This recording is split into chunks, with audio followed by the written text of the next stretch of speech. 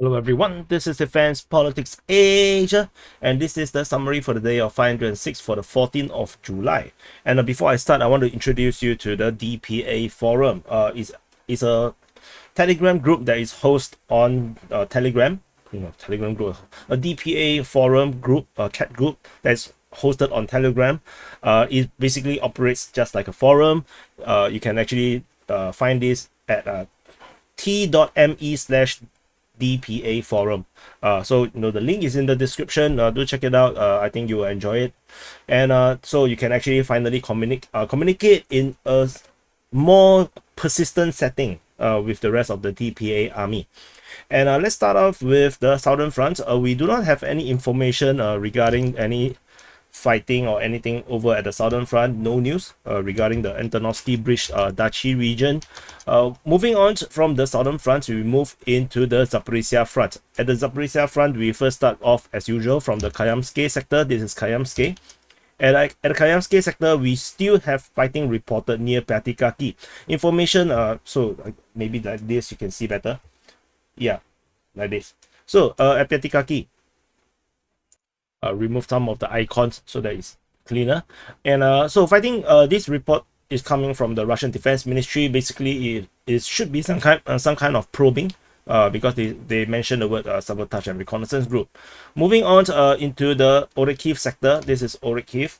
At the Orikhiv sector, the Ukrainian forces continue their operation towards Robotyne. The fighting towards the northeast of Robotyne continues with the information coming from Surya maps. I'm not sure if this is timely, or is this just a catching up of the information over at this region, because none of the sources, pro-Russian or pro-Ukrainian, actually talk about the fighting at Robotyne. So it could be a catch-up, like the Surya maps are trying to catch up with the information coming from the ground. Moving on over at the Hoyai-Pole sector. At the Hoyai-Pole sector, we have probing over at Dorozyanka. This probing at Dorozyanka reported by the Russian Defense Ministry. So far, this is just probing, not exactly an offensive. And moving on, over at the Velika Novosylka sector, and this is Velika Novosylka. At the Velika Novosylka sector, the Ukrainian forces continue their offensive over at this region, with fighting reported at Pryyutne, Urzyne, Staromayoske, and Novodonetsk. The fighting reported at Pryyutne is from Ryba, a pro-Russian source. Basically, I think they reported most of this. Yeah, Novodonetsk, Staromayoske, and Pryyutne.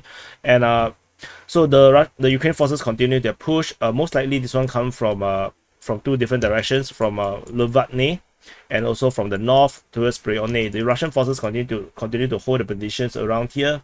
Strategically important. I mentioned before, if you have watched previous videos.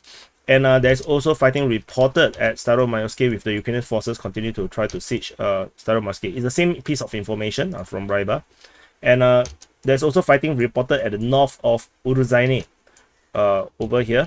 So the Russian forces continue to hold all these positions. No change in the front line. And there's also attack towards Novodonetsk.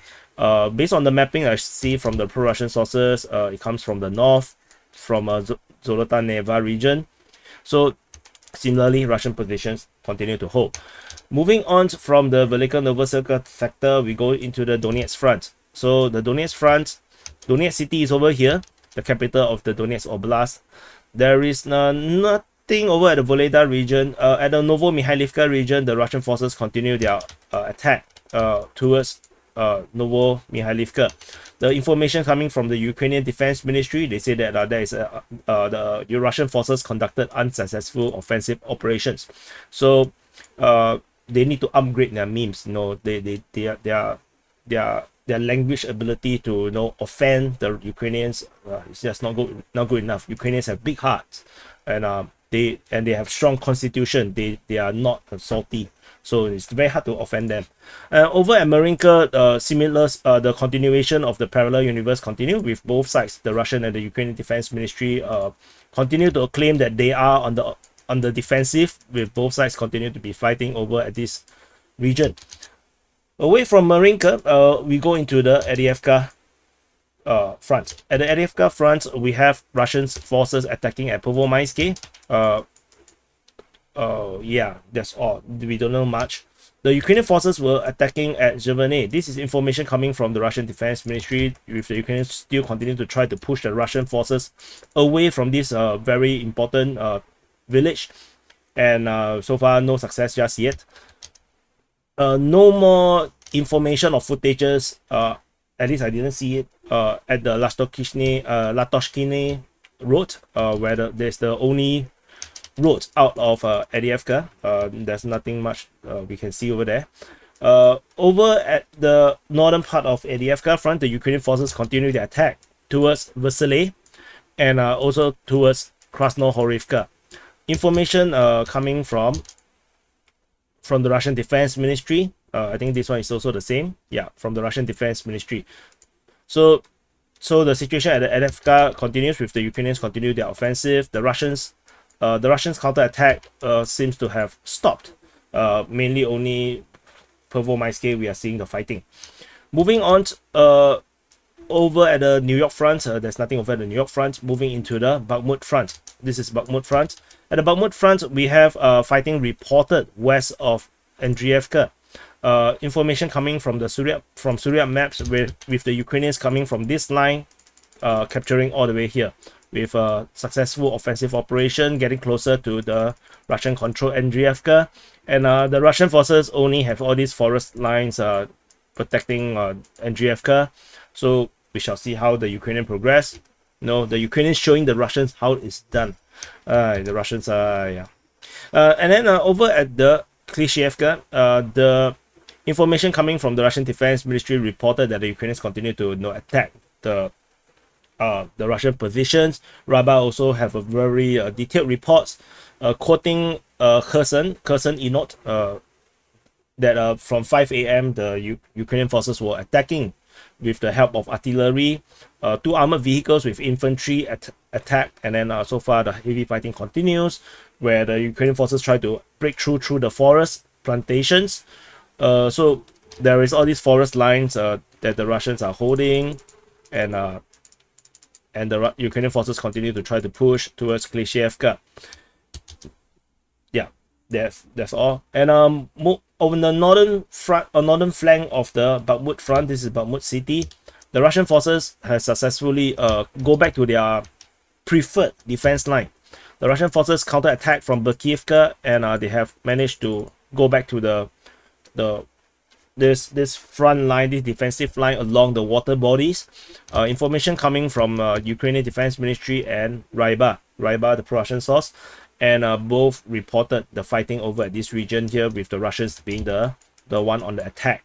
So, and there is also reports of fighting near Kryhorivka. According to the Russian Defense Ministry, they said that they repelled a Ukrainian attack near Kryhorivka. So this is the first time in a long time we hear of a Ukrainian attack over in this region here. Usually this further north, with the Ukrainians attacking towards Dubovo Vasilievka. So this time around we hear of Kryhorivka, something different. Moving away from the Bakhmut front into the Siversk front, we have fighting reported at Bilohorivka. So yeah, this is quite surprising. We haven't heard of Bilohorivka for a few days already. Suddenly the Ukrainians are on the offensive over at this region here again. And that's all from the Siversk front though. The entire fighting on the southern part of the Siversk front, where the Ukrainian forces are supposedly attacking towards Soledar to try to capture this pivotal strategic sortie place. But the entire fighting over here have subsided. Over at the Kreminna Front, this is Kreminna. At the Kreminna Front, we have fighting reported within the Serebryansky forestry. According to Remelin, the Russian source, they reported that the Russian forces, the airborne forces, the 76, continue their offensive over this region here, and they say that there is some kind of a reinforcement. The 95th airborne division of the Ukrainian armed forces has been sent to Kreminna region from Zaporizhzhia. At least that's how the translation seems to work out. No, he speaks in English, so that's what the English wrote. So the Russian forces continue to attack. There is a geolocation of Yeah, there's geolocation. I think this is supposed to be red color. Geolocation of Russian forces at this position. This is geolocated by pro-Ukrainian source, Deep State UA. And this actually allow us to clean up the front line a bit. And we can continue to expect the Russians to continue their push within the forestry region. This forest is very big. We are talking about like just this width is around 10 kilometers, just this width. So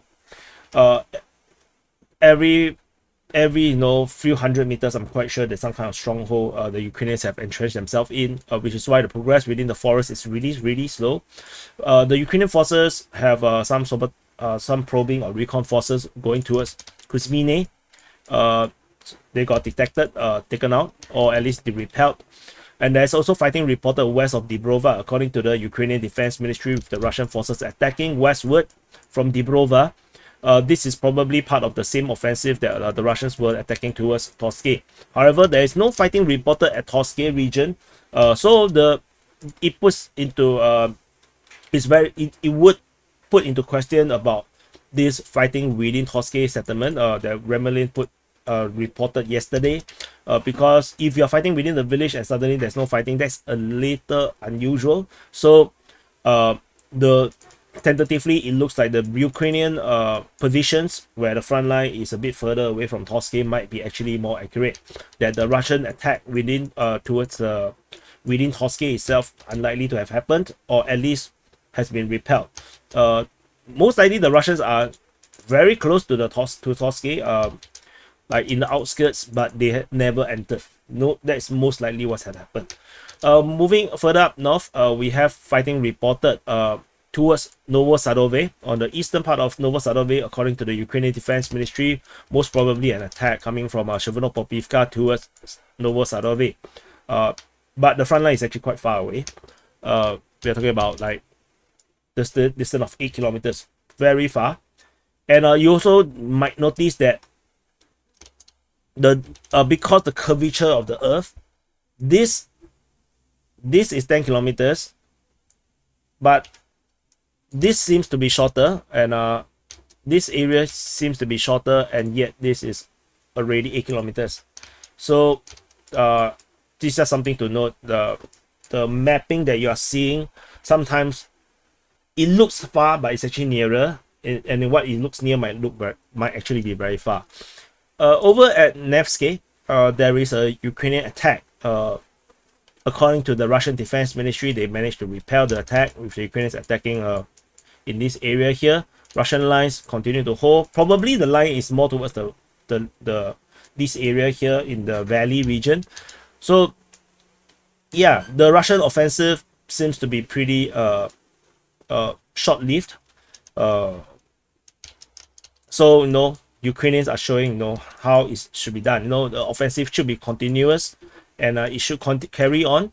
And yeah, and moving on over at the Svatove region, at the Svatove Front. At the Svatove Front, the Russian forces, however, is doing the continuous offensive over this area. Fighting is reported within Novoselivsk. The last information we know is that the Ukrainian forces has been largely ejected into the out of the village, but fighting continues within the village, as the Russian forces find it hard to secure the village if the Ukrainian forces continue to be maybe sending forces in, or probing, or firing from the outside. So fighting is still very fierce at Novoselivsk. According to Ryba,